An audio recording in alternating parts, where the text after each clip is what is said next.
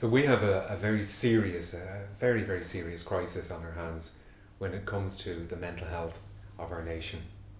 We know that this year alone, 1 in 7 of us will have a significant mental health difficulty.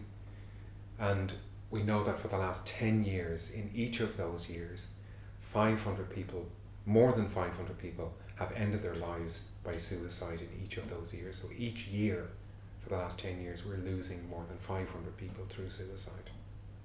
We know of the alarming increase in the rate of self-harm, particularly among our young people. There isn't a person in this country, there isn't a citizen in this country that isn't affected by mental health. What we are doing simply isn't working, and we need to do something different in order to address the crisis that we find ourselves in at the moment. There are 4 things that we need to prioritize.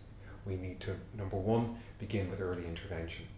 We need to begin providing intervention and support that addresses the first years of life, those years of life when we know through our research that the brain is formed.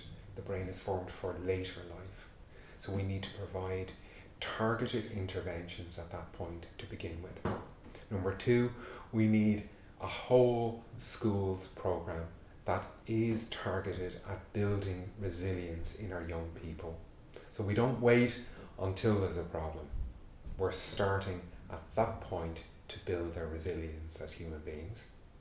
And number 3, we need access to 24/7 crisis intervention and support. It's not appropriate or effective for people with significant mental health problems in crisis to be turning up to our A&E departments. And number 4, we need to vastly increase the access to community counselling services across the country as the first point of call. These actions need to be taken as a matter of urgency in order to address the crisis of mental health that our nation is facing.